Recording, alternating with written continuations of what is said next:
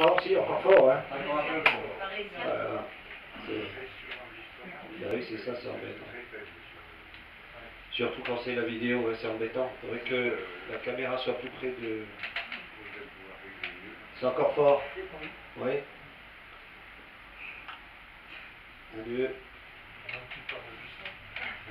Ouais. Ouais, bon, moi ça me dérange pas, lui, pour un peu de côté, mais parce que la caméra ça va m'entendre, c'est ça le problème. Voilà.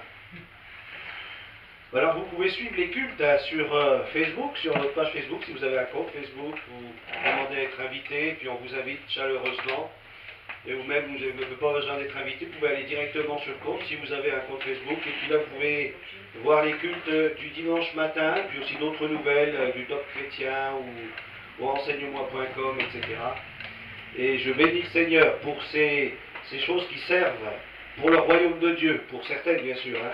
Mais je crois qu'il faut utiliser les choses qui sont à notre disposition. Hein. Il faut user du monde. Hein. User du monde pour vraiment prendre ce qui est bon et puis s'en servir pour l'évangile, l'évangélisation. Voilà, j'ai fait des petites cartes de visite, hein, j'en ai refait, hein, il y en a 250 dans la petite boîte. Hein. Donc c'est des cartes de visite que la Bible, la parole de Dieu, ça se communique de bouche à bouche. C'est pour ça qu'on a choisi de carte de visite. C'est plus simple. Hein. Vous avez quelqu'un, vous rencontrez, tiens écoute, je voudrais t'inviter, ou si tu veux bien regarder, et puis que Dieu te bénisse, ou alors au revoir à plus tard. Puis vous laissez une petite carte, et puis la personne elle regarde, message réconfort. Ah, elle appelle ici, qu'est-ce qu'elle entend? Samuel. Une belle voix mélodieuse, charmante, etc. Et puis un message percutant, puissant, révolutionnaire, et ça fait... Voilà. Et puis, donc, il y a les horaires des réunions, hein, mercredi 20h et dimanche 10h, entrée libre et gratuite. Et puis, il y a plusieurs sites internet où on peut aller écouter la parole de Dieu, voir des témoignages, il y a Radio Omega, etc. Il y a toutes sortes de choses. Et de l'autre côté, vous avez l'adresse, ça c'est important, l'adresse de la salle. Et puis, mon numéro de fixe. Alors, quand on est là, on répond, quand on n'est pas là, ben, on écoutera le message, laissez-nous un message, hein. Voilà. Mais c'est pratique, ça tient dans une petite poche, et puis on n'est pas obligé de parler beaucoup, on offre, voilà, l'invitation est là. Voilà, je vous mets ça ici à disposition, prenez-en comme vous voulez, mais ne distribuez pas dans les boîtes aux lettres, allez plutôt de main à main, allez au contact des personnes. C'est pas parce que ça coûte très cher, non, ça coûte pas si cher que ça, mais c'est parce que c'est mieux d'avoir un contact humain, hein, que ce soit impersonnel comme ça, c'est plus... Voilà. Alors j'ai un message sur le cœur pour vous, si j'y arrive à y aller. Tout d'abord, il y a peut-être une petite introduction, si je l'ai, ça ne doit pas être loin.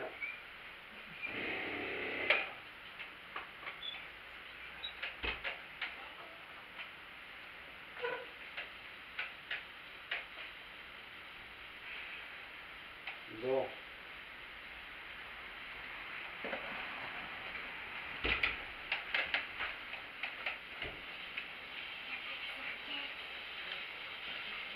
Voilà, donc c'est un texte, j'aime beaucoup le texte que vous allez entendre, c'est le passage de 3 évangiles, mis bout à bout, hein.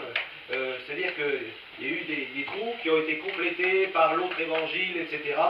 C'est les évangiles synoptiques, comme on dit, hein, Matthieu, Marc, Luc, et puis là, ils ont fait une synthèse du texte, et ce qui permet vraiment tout le texte, ça c'est important. Alors il y a un petit rajout, bon, j'ai pas pu l'enlever, hein, mais l'essentiel est là. Jésus monta en barque, traversa le lac et alla dans sa ville de Capharnaüm. La nouvelle se répandit qu'il était à la maison. Tant de monde s'y rassembla qu'il n'y avait plus de place, même devant la porte. Un jour que Jésus leur enseignait la parole, il y avait dans l'assistance des pharisiens et des docteurs de la loi, venus de tous les villages de Galilée et de Judée, ainsi que de Jérusalem. Et la puissance du Seigneur était à l'œuvre pour lui faire opérer des guérisons. Arrivent des gens, 4 hommes, portant sur une civière un homme qui était paralysé. Ils cherchaient à le faire entrer pour le placer devant Jésus. Mais, ne voyant pas comment l'approcher à cause de la foule, ils montèrent sur le toit, au-dessus de lui, et en écartant les tuiles, firent une ouverture et descendirent le brancard, sur lequel était couché le paralysé, en plein milieu, devant Jésus. Jésus vit leur foi. Maître, je suis comme ça depuis plusieurs années. C'est la malédiction de Dieu, le châtiment pour mes péchés et les péchés de mes parents. Ça, c'est pas écrit, là. Confiance, mon fils. Tes péchés te sont pardonnés. Les scribes et les pharisiens dans l'assistance se mirent à raisonner en eux-mêmes. Pourquoi cet homme parle-t-il ainsi? Il blasphème. Qui donc peut pardonner les péchés, sinon Dieu seul? Jésus saisit aussitôt dans son esprit leur raisonnement. Pourquoi avez-vous en vous-même des pensées mauvaises? Pourquoi tenir de tels raisonnements? Qu'est-ce qui est le plus facile? De dire au paralysé, tes péchés sont pardonnés? Ou bien de dire, lève-toi, prends ton brancard et marche? Eh bien, pour que vous sachiez que le Fils de l'homme a sur terre le pouvoir de pardonner les péchés, je te l'ordonne, mon fils. Lève-toi, prends ton brancard et rentre chez toi.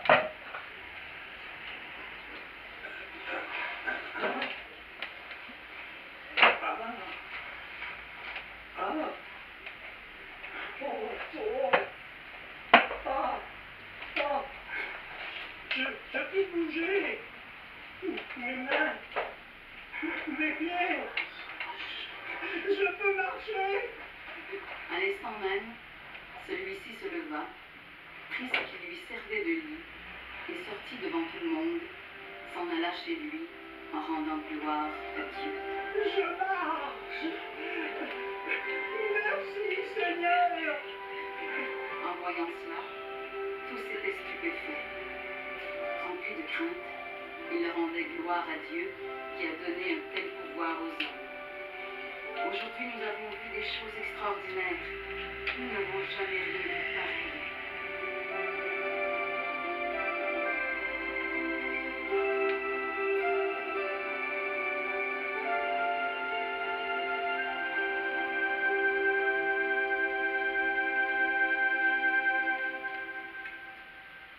Voilà, donc c'est un texte que vous pouvez retrouver donc, dans Matthieu 9, Marc 2 et dans Luc 5. Hein, vous avez les versets qui sont ici à l'écran.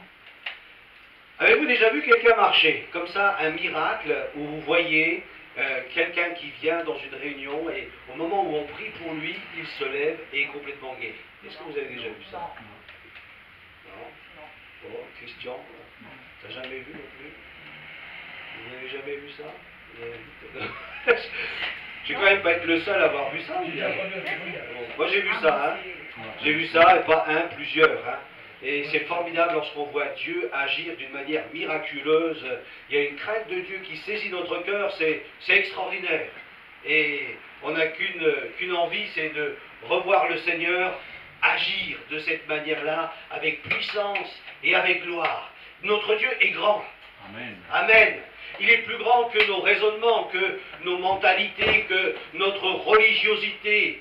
Dieu est infiniment grand et nous pouvons mettre toute notre confiance en lui. Et cet homme, ce paralytique, c'est ce qu'il a fait. Hein. Il était peut-être tout paralysé, mais il n'était pas paralysé de la langue. Hein. C'est pas marqué. Hein. Et je crois que là, il y avait quelque chose à dire. Et peut-être qu'il a dit, faites quelque chose pour moi. Sortez-moi de là.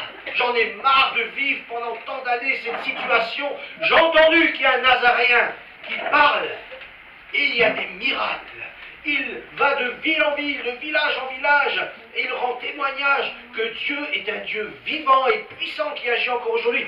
Je veux entendre cet homme. Vous vous souvenez, c'était ce Bartimée, hein, dans cette ville de Jéricho. La même chose pour lui. Il a entendu que Jésus passait. Pour lui, c'était l'occasion de saisir le salut de Dieu, de saisir la délivrance, de saisir la guérison, de saisir quelque chose. Est-ce que ce matin, tu es prêt à saisir quelque chose? Amen. Et je crois que c'est important lorsqu'on vient au contact de Jésus, c'est pour saisir quelque chose et recevoir ce que Dieu veut te donner ce matin.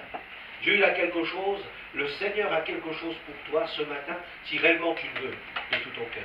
Si tu es venu en disant, je viens pour recevoir de Dieu, il va me parler, il va me faire du bien, et je veux lui donner gloire. Amen. Hein, le culte, c'est un peu ça. Hein. On vient dans le temps de culte, et puis, à un moment donné, on donne gloire à Dieu. Pourquoi? Et parce qu'on a pris conscience de tout ce qu'il a fait, ce qu'il a fait pour moi, ce qu'il a fait dans ma vie, et de sa grandeur, de sa puissance, et je veux l'adorer. J'aime beaucoup ce verset, je ne l'ai pas mis dans cette prédication, mais c'est dans Marc 11, verset 22. On peut le lire un petit peu plus haut, verset 20. Le matin, en passant, les disciples virent le figuier séché jusqu'aux racines. Pierre, se rappelant ce qui s'était passé, dit à Jésus, « Rabbi, regarde, le figuier que tu as maudit a séché. » Extraordinaire, hein? Alors, je ne sais pas si vous faites ça avec vos mauvaises herbes ou vos ronces, pourquoi pas, hein? Jésus l'a fait au figuier. Hein? Bon. Jésus prit la parole et leur dit, qu'est-ce qu'il a dit? Ayez foi en Dieu. Ayez foi en Dieu. C'est la réponse de Jésus. T'as vu, Seigneur, le miracle que tu as fait? C'est quand même bizarre. Tu as dit au figuier, hop, tu sèches, et qu'est-ce qu'il a fait? Il a séché. Mais c'est quand même bizarre, le figuier n'a pas d'oreille. Comment il a pu entendre ça? C'est quand même extraordinaire. Un figuier sans oreille. Hein? Et il a agi selon la parole de Jésus. Jésus nous étonne. C'est extraordinaire, il nous étonne. Des choses qui nous semblent impossibles, impensables. Hein? J'aime beaucoup lorsqu'il guérit des sourds. Hein? Hein? Parce que comment ils peuvent entendre la parole de Jésus, hein? Et pourtant ils sont guéris. C'est formidable. Dieu, il nous dépasse. Il dépasse notre entendement. Et dans ce texte, il est écrit « Ayez foi en Dieu ». Mais si on regarde plus attentivement cette parole du Seigneur, c'est beaucoup plus profond que cela. Ça nous dit « Ayez la foi de Dieu ». Ayez la foi de Dieu. La Bible ne nous invite pas à avoir une croyance en Dieu. Parce que les démons aussi croient. Hein? Mais Dieu nous invite à avoir cette foi, comme la Bible dit, qui était donnée aux saints une fois pour toutes, une foi pleine, une foi entière, une foi qui est capable de transporter des montagnes, qui est capable de déraciner des figuiers, des sycomores, hein? Capable de déraciner des choses dans notre vie qui sont là, puis on a du mal, on n'arrive pas à s'en débarrasser, mais avec la parole de Dieu, eh bien ces choses peuvent disparaître. Et ce n'est pas avec la croyance que ça disparaît. Il nous faut plus que cela.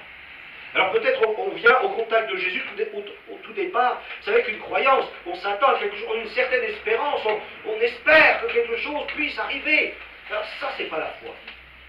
Ça, c'est pas la foi. Mais lorsqu'on vient au contact du Seigneur, et là on entend la parole de Dieu, la foi là se manifeste. La foi vient de la parole de Christ, de la parole de Dieu. Et lorsqu'on entend ces paroles, là quelque chose se passe. Et lorsque nous agissons, c'est de la même manière. Lorsque nous agissons, n'agissons pas par croyance, parce que l'Écriture, elle nous dit, donc je le fais, non.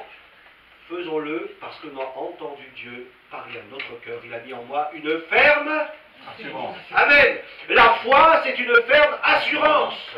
Ce n'est pas quelque chose qu'on a lu comme ça et puis on dit, ah ben, si c'est écrit, je vais le faire. C'est pas ça la foi. La foi, c'est quand on reçoit dans notre cœur une pleine conviction. J'aime beaucoup, et je le dis souvent parce que ça m'a marqué, ça fait partie de mon expérience personnelle. Au début, quand je suis venu dans ces réunions, écouter l'évangile, et que le prédicateur, il parlait du péché, du salut, de la mort de Jésus, etc., j'ai trouvé que c'était bien, c'était bon. Et puis surtout, les gens qui étaient là, c'était super sympas, ces gens. Hein, ils vous invitaient à manger, des fois manger des gâteaux, ils nous payaient le café. Nous, on donnait rien, mais ils nous donnaient tout. Et c'était formidable, on aimait venir à ces réunions. Et puis à un moment donné, j'ai bien vu qu'il me manquait quelque chose. Pas dans ma poche, mais dans mon cœur. Hein. Il y en a qui pourraient dire, plus on vient à l'église, moi j'en ai dans la poche. Non, c'est pour remplir ton cœur que tu viens à l'église. Hein. Et le Seigneur veut remplir ton cœur. Et donc, j'ai demandé, mais qu'est-ce qu'il faut faire pour être sauvé? Et le pasteur, avec ses gros sourcils et puis son air un peu austère, dit, repens-toi de tes péchés. Je dis, ah bon, il faut se repentir de ses péchés. Mais c'est quoi se repentir? Et puis là, il a commencé à m'expliquer, mais tu demandes pardon à Dieu Et t'inquiète pas, tu vas te rappeler plein de choses pas belles que tu as fait dans ta vie. Ouais, oh, j'ai pas tué. Ah, mais j'ai fait d'autres choses. Oui, c'est vrai. Bon. Alors là, dans ma chambre, dans le lieu secret, parce qu'il m'a dit, entre dans le lieu secret, il a pris ton père, qui est là dans le lieu secret. Et ton père qui voit dans le lieu secret, lui te le rendra. Alors j'ai fait cette démarche simple de croyance. J'ai écouté ce qu'on m'a dit, puis ben, pourquoi pas, ben, allez, on y va. Ça, c'est pas la foi. Hein. Mais il y a une démarche. Il y a une démarche. Et là, dans le lieu secret, j'ai dit, Seigneur, je te demande pardon. Et puis j'avais des pensées, je me disais, ah oui, c'est vrai, lui, voilà. Et puis, des situations, etc. Et je commence à... Mais il n'y avait pas de conviction de péché. Donc je ressortais de ces moments-là, bon, j'avais un peu vidé mon sac, mais voilà, il n'y a pas de conviction de péché, ça ne changeait pas, ça ne changeait pas ma vie. Vous comprenez? Et ça me rappelle, il y a quelques années en arrière, où j'allais dans un édifice religieux, et là, au moment le moment sacré de cette réunion, eh bien, je ne suis pas digne de te recevoir, mais dis seulement une parole et je serai. Et j'étais tout content, mais quand je ressortais, il n'y avait rien de changé, j'étais le même. Mais à un moment donné, lorsque j'ai demandé au Seigneur, Seigneur, convainc-moi de péché. Convainc-moi, Seigneur, j'arrive pas moi-même à prendre conscience de mon péché. C'est ça, prendre conscience de son péché. On ne mesure pas l'étendue, la grandeur. Tellement c'est noir, tellement c'est pourri. Et on n'arrive pas à le mesurer. Et on a besoin du Saint-Esprit, et c'est pour ça qu'il nous a envoyé le Saint-Esprit pour nous convaincre de péché. Sinon, on ne pouvait pas être convaincu de péché. Et à un moment donné, j'ai senti que j'étais pécheur. Avant, je n'ai pas trop senti.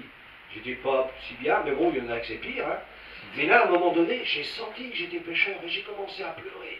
J'ai commencé à pleurer. J'ai dit, oui, Seigneur, je te demande pardon, etc. Et le pire, c'est quand je venais dans les réunions. Et puis que j'entendais le message. Oh, on m'appelait La Fontaine.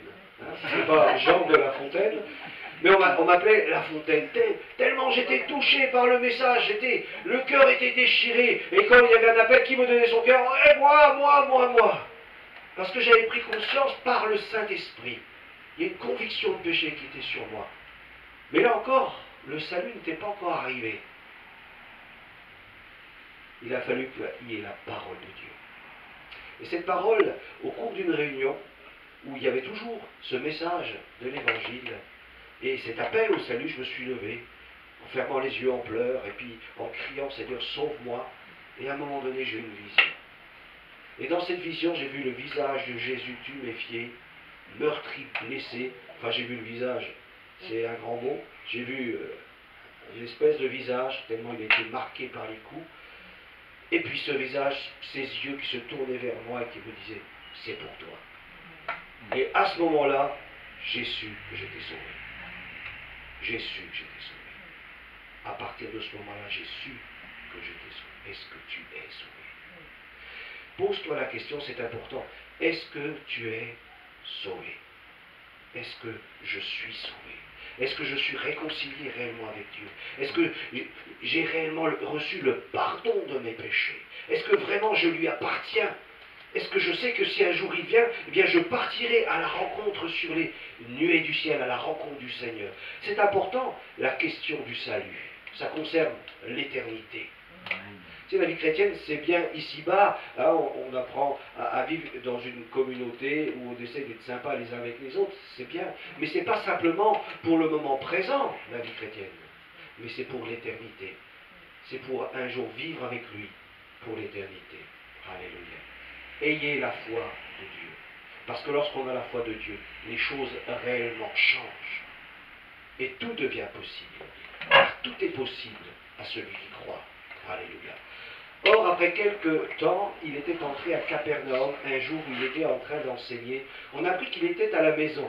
Jésus était à la maison. Je n'ai pas trop pris conscience, mais c'est en relisant ces textes que je me suis rendu compte, pourquoi il dit Jésus était à la maison? Mais ce n'était pas chez lui, il n'habitait pas à Nazareth. Mais lorsqu'on commence à regarder un peu plus près, on se rend compte que Jésus n'habitait plus à Nazareth, mais il s'était établi à Capernaum.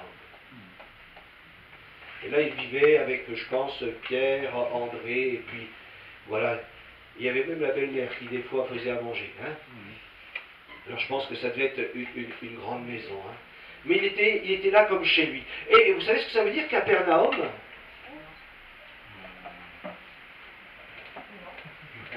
Alors ça nous parle de compassion. C'est la compassion. Ça nous parle aussi de consolation. C'est le village consolateur. Jésus était au bon endroit pour apporter la consolation à tous ceux qui étaient malades, à tous ceux qui étaient opprimés, à tous ceux qui étaient sous la puissance du diable. Jésus était au bon endroit. Si tu as besoin du Seigneur, eh bien tu sauras le trouver. Parce qu'il est celui qui est capable de te consoler. Il est celui qui est capable de t'apporter tout son amour et toute sa puissance parce qu'il a compassion de toi. Dieu a compassion de toi. Alors bien sûr, extérieurement, on peut paraître, mais intérieurement, Dieu lui regarde au cœur. Il voit ce que nous vivons dans notre cœur. Et Dieu a compassion de chacun d'entre nous. Parce que Dieu nous aime. Dieu a tant aimé le monde qu'il a donné son Fils unique afin que quiconque croit en lui ne périsse pas, mais qu'il ait la vie éternelle. Dieu a compassion de toi. Et il est prêt à te venir en aide dans quelque domaine que ce soit. Un jour, il était en train d'enseigner. On a appris qu'il était à la maison et il s'y rassembla. Alors, Jésus était extraordinaire dans sa manière de faire, dans sa manière d'être. Enfin, c'est le maître, incontestable et incontesté. Il enseignait, et il s'assit pour enseigner. Combien de fois vous trouvez dans la Bible, dans le Nouveau Testament, plusieurs textes où il est marqué Jésus s'assit et les enseignait. Oui, c'est important. Prendre du temps. Hein, quand on s'assoit, on prend du temps. On prend du temps. Et le Seigneur aimait prendre du temps pour partager, pour parler, pour communiquer. C'est comme un repas. Hein, on ne prend pas un repas debout, hein. Généralement, on s'assoit, une table, et puis on prend le temps de manger et de partager. Et Jésus, il partageait le pain, la parole de Dieu. Il partageait la parole. Et il s'assit pour enseigner. Et ce texte nous dit que même lorsqu'il enseignait, qu'est-ce qui se passait? Il y avait des guérisons. Il y avait des guérisons. Alors, il n'est pas parlé qu'il y avait des guérisons spectaculaires, il n'est pas parlé d'aveugles, dans ce texte, on ne voit qu'un paralytique guéri. Mais il y avait des guérisons, le texte de Matthieu nous le dit, il était en train d'enseigner, et il y avait l'action des guérisons. Alors, il y avait des guérisons peut-être intérieures. Des personnes, lorsqu'ils entendaient la parole de Jésus, c'était comme un baume qui venait guérir leur cœur. C'est pour ça que nous avons besoin d'entendre la parole de Dieu. Cette parole a une puissance extraordinaire. Ne nous contentons pas d'entendre des choses que la Bible nous dit, mais recevons la parole de Dieu. Le logos, c'est formidable, ça nous donne une information. Mais la révélation vient du réma. Le réma nous communique la révélation pour être guéri, délivré, transformé, libéré. Alléluia. Il s'assembla tant de monde qu'il n'y avait plus de place, même devant la porte. Il leur annonçait la parole. C'est marrant, Jésus qui annonce la parole. Lui, il est la parole. Il s'annonce lui-même. Je viens à ton secours. Je viens pour te délivrer. Alléluia. Il annonce la parole. Il annonce la vérité. La parole est la vérité. Il annonce ce qui est juste. Il annonce la lumière. La parole, c'est la lumière du monde. Et Jésus est venu pour nous éclairer, nous donner toutes les connaissances dont nous avons besoin. Il nous suffit simplement de saisir ce qu'il veut nous donner. Et tu sais que ce matin, la parole que tu entends au travers de cette prédication, c'est la parole de Christ qui est annoncée. Et si tu as saisi, tu peux vivre quelque chose dans ta vie. Tu peux vivre un miracle. Tu peux vivre une transformation. Tu peux vivre une libération. Simplement, si tu saisis une des paroles que je suis en train de te dire ce matin, tu peux expérimenter quelque chose de grand avec le Seigneur. Amen. Si tu crois de tout ton cœur. Alléluia. La présence de Jésus opère des miracles. Là où Jésus est, tout est possible. J'aime venir à l'église parce que je sais que Jésus est là. Parce que là où 2 ou 3 sont assemblés en son nom, il a dit, lui, je suis au milieu d'eux. Amen. Et parce que Jésus est là, eh bien je suis dans la paix.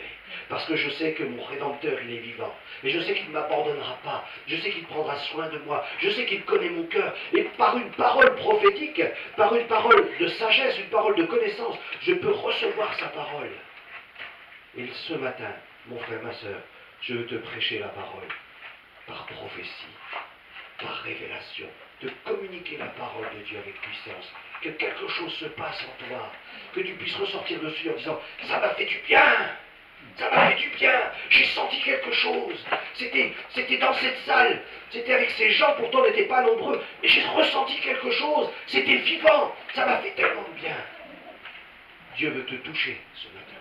Amen. Comme cette femme qui était avec cette perte de sang, qui dit, si seulement je pouvais toucher le bord de son vêtement, je sais que je serai guéri.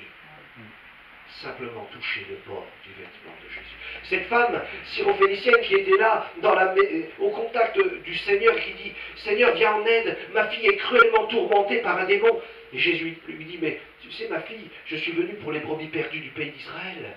Et il n'est pas bon de prendre le pain des enfants et de le donner aux petits chiens. » Dire « Mais Seigneur, les petits chiens se nourrissent même des miettes qui tombent de la table. Une seule de tes miettes, Seigneur, peut transformer ma vie, ma situation, peut délivrer mon enfant Jésus. Étonné, je n'ai jamais vu aussi grande foi. Qu'il te soit fait selon ta foi. Alléluia.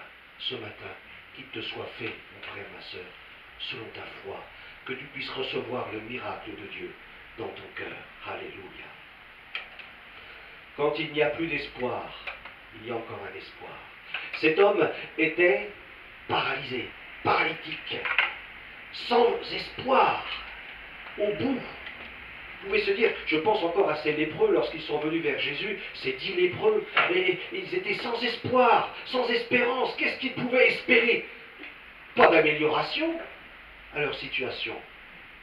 Ils ne pouvaient attendre que la mort. Mais même là, Jésus a encore son mot à dire. Il peut encore dire quelque chose. Et ces 10 lépreux ont tous été guéris, même s'il n'y en a que quelques-uns qui sont revenus vers lui. Vous savez, Dieu est tellement plein d'amour. Si toutes les personnes qui ont été guéries par le Seigneur seraient dans cette salle, la salle, il faudrait longtemps qu'on change de salle. Parce que Dieu est plein d'amour. Dieu est plein d'amour. Et il guérit ceux qui s'approchent de lui avec foi. Il sait leur communiquer cette parole pour les restaurer, les rétablir et les transformer. Alors voici qu'on lui a porté un paralytique étendu sur un lit. On vient lui amener un paralytique porté par 4 hommes. Surviennent des gens portant sur un lit un homme qui était paralysé. Ils cherchaient à le faire entrer pour le placer devant lui. Et comme ils ne pouvaient pas le lui présenter en raison de la foule, ils ne savaient pas où l'introduire.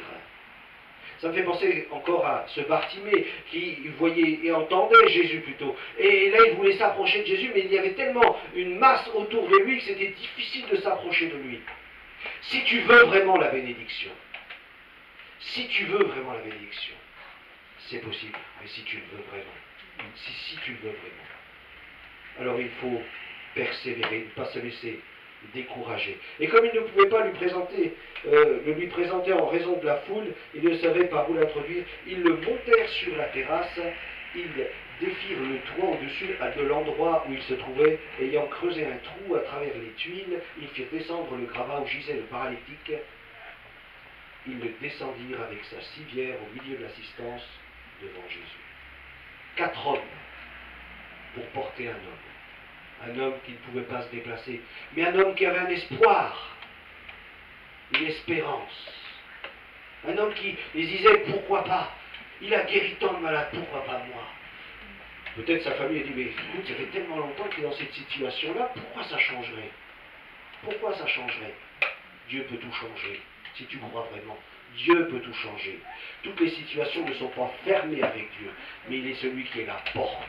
Il est celui qui peut ouvrir les choses et que personne ne peut fermer. Il y a 4 hommes, ces hommes, je leur ai donné des noms. 4 choses indispensables pour voir le miracle de Dieu. Enregistré. C'est enregistré. 4 choses pour voir le miracle. Est-ce que tu es prêt à voir le miracle de Dieu? Il te faut absolument 4 choses et elles sont indispensables pour voir le miracle se produire. D'ailleurs, plus je parle, je sens la tension qui monte. Mais il va les dire ces choses. J'en rappelle plus. Là, j'ai tout noté, là, tout est clair, noir sur blanc. Le premier homme, un des quatre, le premier, je lui donnerai le nom de compassion. Sans la compassion, il ne peut pas y avoir de miracle. Il faut l'amour, la compassion. Et je crois qu'un de ces hommes, lorsqu'il voyait son ami comme ça, il disait, mais c'est pas possible, tu ne peux pas rester comme ça. J'ai tellement compassion de toi, moi je ne pourrais pas vivre dans ta situation. Et, vous savez, la compassion, c'est comme la miséricorde. Hein. Ça veut sortir l'autre de sa misère. Et lui, il a pris une corde, et je prends une corde. Et toi? Le deuxième homme,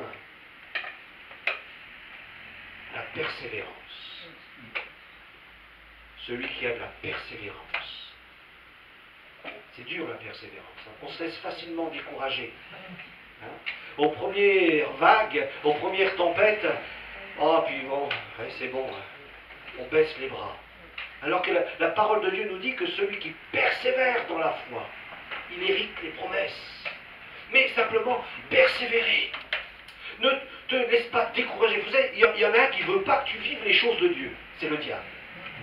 Lui, il ne veut surtout pas que tu vives les choses de Dieu. Parce qu'il se dit que s'il commence à vivre des choses de Dieu, mais il va commencer à y croire. Il va commencer à avoir une foi pleine. Il va croire à tout ce que dit Jésus. Et là, mon royaume est en danger. Et c'est vrai, nous sommes venus pour détruire les œuvres du diable, il a raison. Son royaume est en danger parce que nous sommes là. La persévérance. Le troisième, et je crois que c'est bien d'avoir la compassion, c'est bien d'avoir la persévérance, mais aussi il faut avoir l'espérance. Il faut avoir l'espérance. Et si c'est possible. Alors je n'ai pas dit la foi, hein. J'ai dit l'espérance. Parce que la foi c'est plus que l'espérance. Je veux bien croire. C'est écrit, je veux bien essayer de le croire. Ils ont tous été guéris, ceux qui sont venus vers Jésus. Est-ce qu'il y en a au moins un qui est reparti sans être guéri? Non.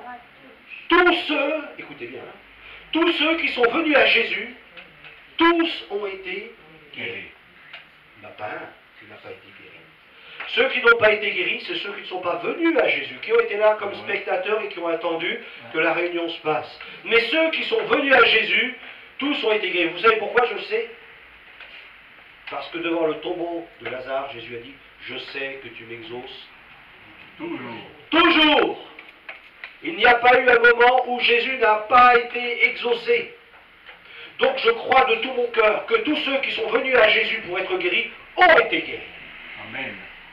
Est-ce que Jésus a changé? Non. Moi je ne crois pas. La Bible nous dit qu'il est le même hier, aujourd'hui et éternellement. Qui change? Bien nous changeons. Mais lui ne change pas. Il n'y a ni ombre ni variation en lui. Il reste le même Seigneur. Il est l'Éternel Adonai Rapha. L'Éternel qui guérit. Alléluia, il ne change pas. Il ne veut pas simplement guérir ton corps, mais aussi guérir ton cœur et agir en profondeur à l'intérieur de toi. Une quatrième chose, et celle-ci elle est aussi essentielle, la compassion, la persévérance, l'espérance, la dernière chose, celle-ci c'est... Moi j'ai eu un moment quand même à trouver, hein. Je vous avoue quand même, j'ai creusé un peu les ménages. L'amour? Oui. Allez, dites, allez-y, ça me fait tellement Parfois, bien. l'amour. C'est la compassion. La compassion. On a dit là, j'ai la compassion. L'amour, la compassion, c'est le logos. Tout simplement. Le logos. Le logos. Le logos. Ça, c'est le logos. Si tu veux vivre un réma, il te faut le logos. Sinon, tu ne peux pas vivre de réma si tu n'as pas le logos.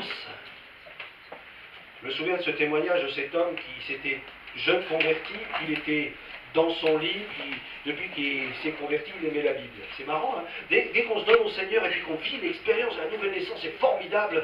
Les réalités du ciel, c'est tellement extraordinaire. D'un coup, on est amoureux de la parole de Dieu, on la lit, on la lit, on la lit. Quelques années après, on la délie. Mais et soif de la parole de Dieu. C'est formidable. Lis la Bible. Alléluia. Et puis là, cet homme était dans son lit et puis il commençait à lire l'Écriture, Ésaïe 53, et puis là, il arrive à un texte, il dit, et c'est par ces meurtrissures que vous êtes guéris, que nous sommes guéris. Et lui, quand il a lu ça, Alors moi, sur ma Bible, c'est écrit, je sais pas, moi, en grandeur, je sais pas, du 12, je sais pas quoi. Mais lui, il avait l'impression que ce verset prenait toute la page, tellement ça l'a percuté, tellement ça l'a touché. Ça, c'est un réma de Dieu. Et ce réma, il l'a trouvé dans le Logos. Et là, lorsqu'il a reçu ce réma, il dit, Seigneur, mais c'est pour moi. Tu m'as aussi guéri.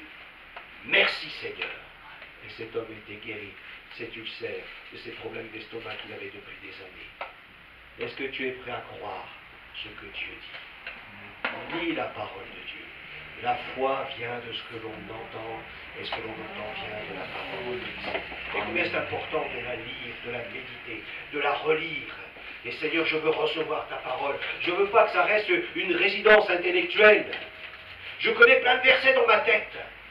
Mais je veux la recevoir, je veux la vivre, je veux qu'elle soit vivante en moi. Amen.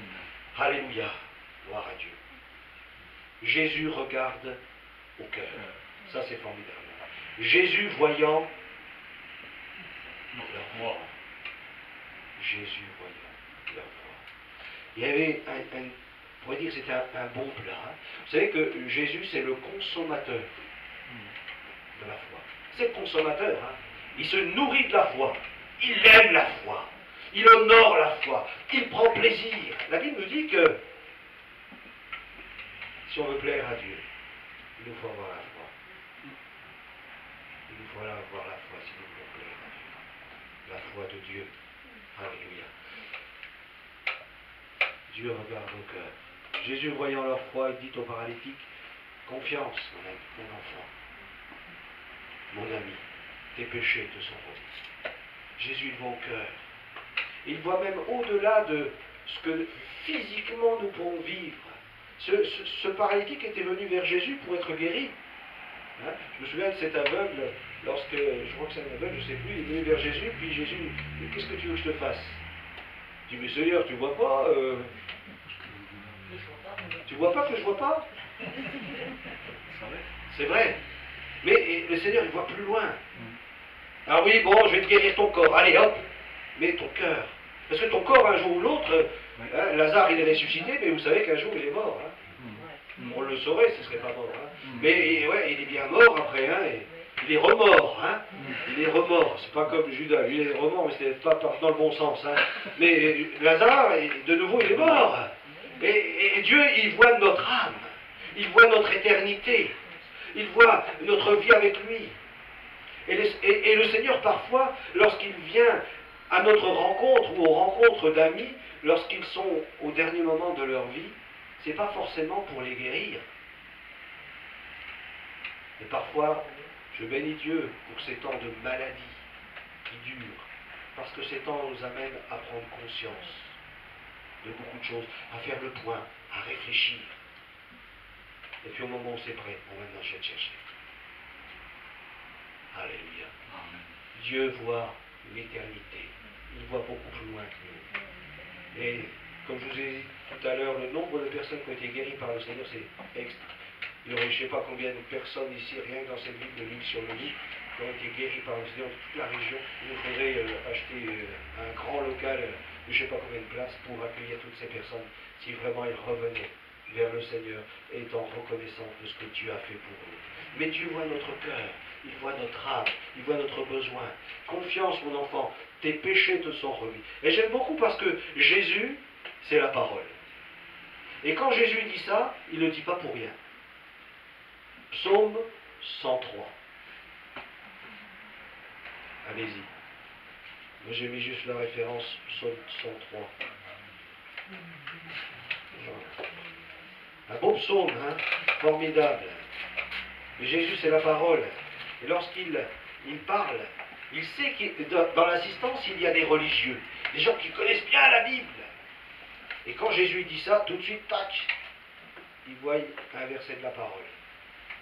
Le texte du psaume 103 nous dit, « Mon âme bénit l'Éternel, que tous ceux qui t'en voient bénissent son saint nom. Mon âme bénit l'Éternel, et n'oublie aucun de ses bienfaits. C'est lui qui toutes tes iniquités, et qui guéris toutes tes maladies. C'est quoi en premier?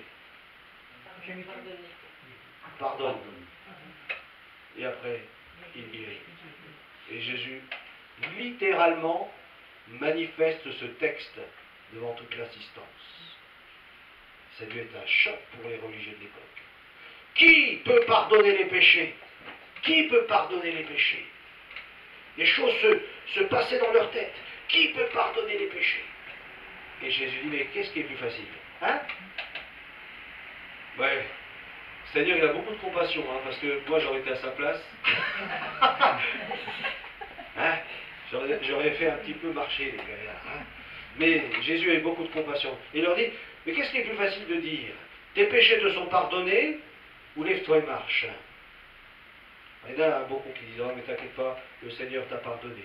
Alors souvent on entend des choses comme ça, mais est-ce que c'est vraiment vrai? Hein? Je me souviens, il y a certaines années où il fallait que je passe dans un petit truc et puis que je dise toutes mes... confessionnal, voilà. Et puis là, voilà, tac, tac, et puis je ressortais de là, et puis voilà, t'es pardonné. Mais je ne sentais pas vraiment que j'étais pardonné. Hein. Je ne sentais pas vraiment. Et voilà. Et puis, mais quand Jésus, il dit, tes péchés te sont remis, c'est vraiment le pardon. Et Jésus, il parle que c'est lui qui donne le pardon. Il ne dit pas, Dieu t'a pardonné, ou Dieu te pardonne. Mais il lui dit, mon enfant, tes péchés sont pardonnés. Comme si il avait l'autorité du pardon devant tous ces religieux. Vous imaginez la tête qu'il devait faire? Mais qui peut pardonner les péchés? Pas ce Jésus. Ah, après, moi je ne peux pas pardonner. Alors qui va dire à ce paralytique, lève-toi et marche? Est-ce que toi tu vas le dire? Alors afin que vous sachiez que j'ai le pouvoir, alors là ça devait être dur pour vous, hein, afin que j'ai le pouvoir de pardonner les péchés, il dit au paralytique, lève-toi et marche. Il n'a pas dit au paralytique, sois guéri de ta paralysie. Hein? Quand vous prenez le texte, il n'a pas dit ça. Sois guéri de ta paralysie. Il n'a pas parlé de guérison. Il a dit, je te l'ordonne, lève-toi, prends ton lit et marche. Et qu'est-ce que cet homme a fait? Il s'est levé.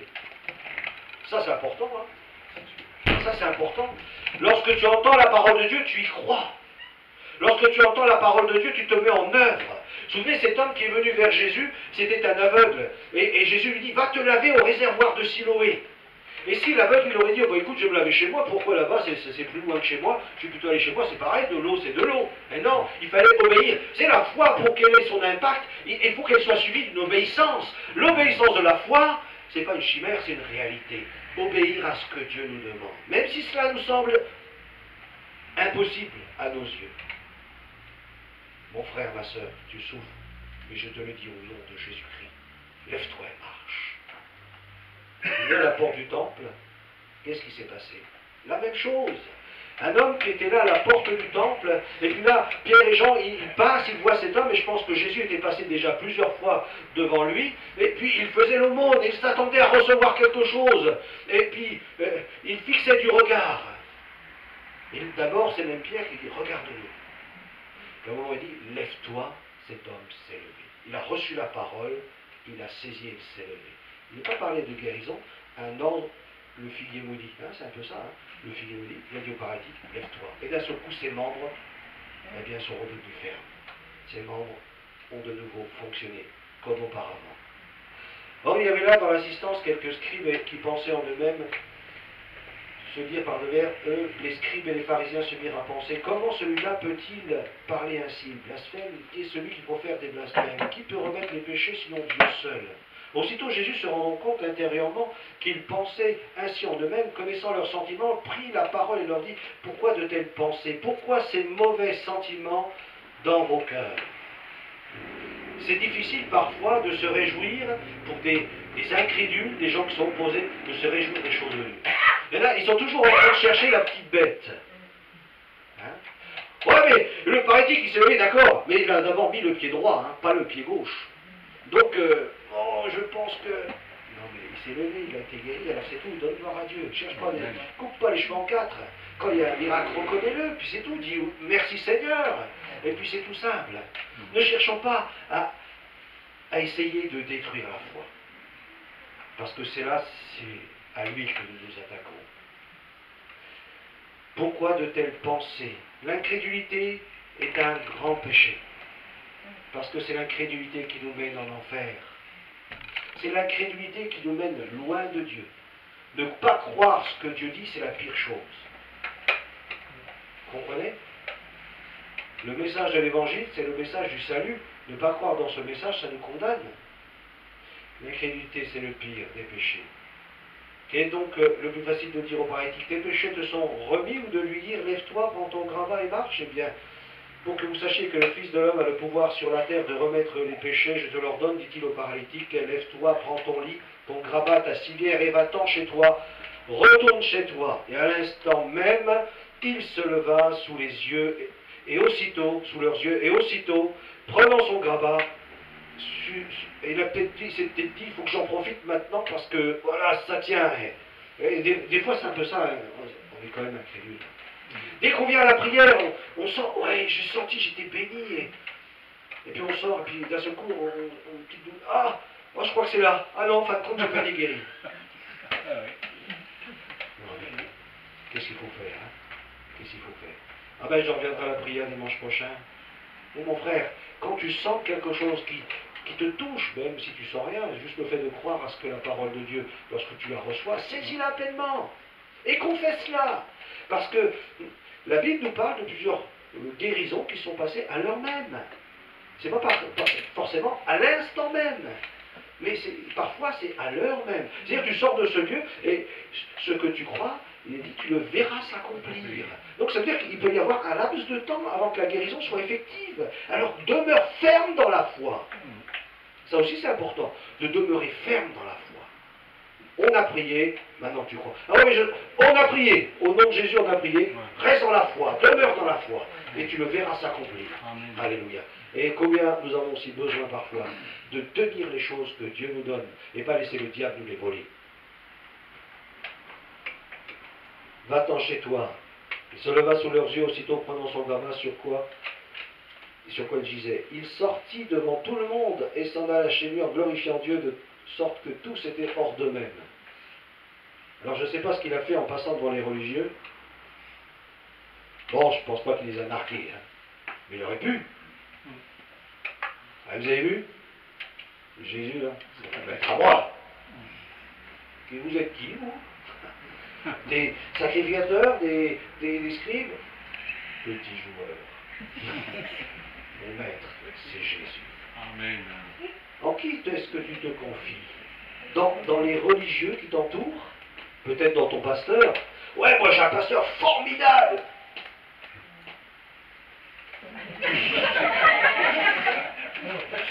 Jésus, c'est le maître. C'est Jésus. C'est Jésus. C'est Jésus. C'est lui le sauveur. C'est lui que j'aime. Lui, il a une valeur extraordinaire. Et mon Dieu est puissant. Alléluia. Amen. Mon Dieu est puissant. Que son nom soit béni. À cette vue, les foules, tous furent alors saisis de crainte, de stupeur et glorifiaient Dieu. Ils furent remplis de crainte et ils se disaient, mais je peux vous dire que lorsque j'ai vu des paralytiques se lever, des aveugles voir, oh, j'ai dit, mais Dieu est réellement là. J'ai eu peur. Hein. Vite, je me suis mis en règle. Hein. Vite, je me suis dit, est-ce qu'il y a des choses qui ne sont pas claires? Seigneur, je te demande pardon, lave-moi, purifie-moi, parce que là, on n'emmène pas large. Quand Dieu agit, c'est extraordinaire. Je me souviens de ce témoignage, j'ai entendu, c'était je crois que c'était en Irlande. En Irlande, dans une ville où ils ont connu un réveil dans le passé, il y avait une recherche de la présence de Dieu, et qui durait depuis des semaines. Et puis là, pendant une réunion, pendant que le prédicateur y prêchait, à un moment donné, on entend un grand craquement. Puis ça a un peu saisi d'effroi toute l'assemblée en entendant ce bruit effroyable d'os qui se brise. Et puis à un moment donné, il dit, mais qu'est-ce qui s'est passé? Puis à ce coup, il y a un homme qui dit, je suis guéri! Je suis guéri! Je suis guéri! Un homme qui était atteint depuis sa naissance, il était déformé de la cage thoracique. Et au moment de la prédication, sa cage thoracique, elle s'est... Alors d'un seul coup, qu'est-ce qui s'est passé? Oula, on a fait un appel au salut, il y en a 10 000 qui sont arrivés devant. Hein. Ça marche! Lorsque la puissance de Dieu agit, la crainte de Dieu se manifeste dans les cœurs. Et puis là, on vient devant le Seigneur, on dit oui c'est vrai Seigneur, maintenant je crois. Jésus a dit, si vous ne voyez des signes, des miracles, vous ne croirez pas. Il nous faut voir ces choses. C'est important, le royaume de Dieu, c'est la paix. Et puis, la joie, et puis l'amour, et puis voilà. Le royaume de Dieu, c'est tout ça. Mais il y a plus encore que ça. D'ailleurs, c'est Marc qui le dit dans Marc 16. Voici les signes qui accompagneront ceux qui auront cru. En mon nom, ils imposeront les mains malades et les malades seront guéris. Et toutes sortes de signes. Et il nous faut voir les signes. Bien sûr, il ne faut pas nous attacher les signes. Vous savez, lorsque je m'en vais à Paris, je ne vais pas m'attacher au panneau qui me marque Paris. C'est pas ça qui me fera aller à Paris d'ailleurs. Mais c'est une indication. Les signes, c'est une indication pour suivre une direction. Et si je vois un signe, eh bien c'est pour m'attacher encore plus au Seigneur Jésus-Christ. Alléluia. C'est lui que je veux servir, que je veux aimer. Et ils furent remplis de crainte et ils disaient, nous avons vu d'étranges choses aujourd'hui, jamais nous n'avons rien vu de pareil. Et c'est vrai. Lorsque je suis venu dans cette réunion, il y avait des paralytiques qui se levaient, des guérisons d'aveugles, etc. Le lendemain, j'ai regardé le journal, rien de marqué. Je dis, mais c'est pas possible. Si, il y avait d'autres choses, pour l'enfance, voilà. Mais il n'y avait rien de marqué qui parlait de choses aussi extraordinaires, vous vous rendez compte?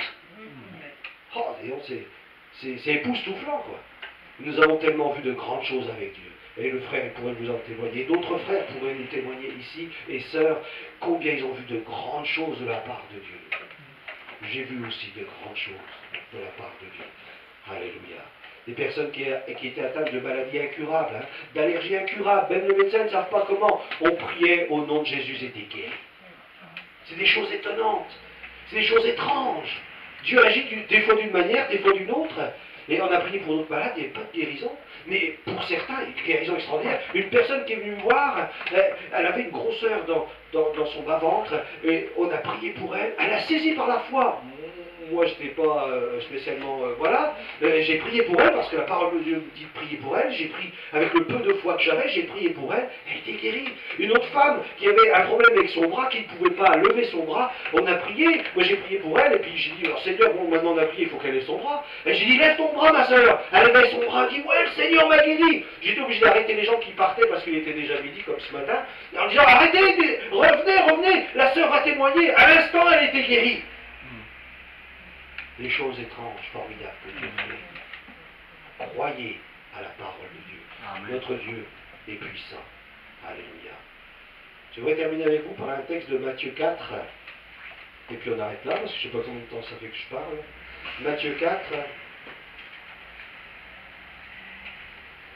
verset 12. Je suis en train de battre... C'est qu'après j'ai plus longtemps ici. Moi j'en connais, c'était au moins plus d'une heure. Donc ça va, j'ai pas encore peut-être battu le record. Matthieu 4, 12. Matthieu 4, 12. Retenez bien cette parole. Matthieu 4, 12. Jésus, ayant appris que Jean avait été livré, se retira dans la Galilée. Donc c'est à partir de là qu'il a quitté Nazareth. C'est vrai que ça m'a travaillé. Mais à partir de quand il était parti de Nazareth? Et donc c'est à partir de là, au moment où Jean le Baptiste a été arrêté. Il quitta Nazareth et vint demeurer. Il vient habiter. Il vient demeurer. À Capernaum, c'était son QG, maintenant c'était Capernaum. Situé près de la mer, dans le territoire de Zabulon et de Nephtali, afin que s'accomplisse. Jésus fait rien au hasard. Vous savez que Jésus fait rien au hasard. Avec Dieu, il n'y a pas de hasard. Comme dit quelqu'un, le hasard, ça commence par un grand D majuscule. C'est Dieu. Dieu qui agit comme il veut, comme il l'entend, il conduit les circonstances, afin que s'accomplisse ce qui avait été annoncé par Ésaïe le prophète. Ésaïe le prophète a dit quelque chose de formidable. Le peuple de Zabulon et de Nephtali, de la contrée voisine, de la mer, du pays au-delà du Jourdain et de la Galilée des gentils, ce peuple assis dans les ténèbres a vu une grande lumière. Et sur ceux qui étaient assis sur la région et l'ombre de la mort, la lumière s'est levée. Alléluia. La lumière s'est levée. Dieu veut t'éclairer ce matin, t'apporter la lumière dont tu as besoin. La foi de Dieu, c'est formidable. Recherche cette foi de Dieu pour voir le miracle s'accomplir dans ta vie. Est-ce que tu veux voir des miracles? Sois déjà toi un miracle. Alléluia. Amen. Seigneur notre Dieu, notre Père, nous voulons te bénir pour ces moments que tu nous donnes d'être ensemble ce matin. Je te prie pour que ta parole fasse son effet, qu'elle agisse dans les cœurs de chacun. Toi qui connais, Seigneur, le cœur de chacun. Tu sais exactement ce dont chacun a besoin. dans son intimité, au plus profond de son être. Seigneur, tu veux voir ta gloire se manifester dans chacune de nos vies, quels que soient nos âges, peu importe, afin que nous puissions rendre témoignage de tes œuvres et amener des hommes et des femmes qui, comme plusieurs ont tellement besoin de te rencontrer, d'expérimenter le Dieu des miracles. Tu es le Dieu des miracles, à qui rien n'est impossible. Seigneur, ce matin, rends-nous bouillants pour toi. Remplis-nous du Saint-Esprit. Que les dons du Saint-Esprit soient manifestés au travers de nos vies. Fais de nous des canaux de bénédiction, que nous puissions arroser tous ceux qui nous entourent et leur apporter la parole de vie, la source d'eau vive. Jésus, le Sauveur du monde, le Seigneur de gloire, le crucifié, le vivant, le ressuscité, celui qui agit encore aujourd'hui. Seigneur, merci parce que tu nous as donné ta parole, le Logos, que nous puissions épuiser le réma dont nous avons besoin pour notre vie et pour ceux qui nous entourent, dans le nom de Jésus-Christ. Amen. Amen. Alléluia. Voilà, bon dimanche à chacun. Pour ceux qui souhaitent la prière, vous pouvez rester et on va prier pour vous.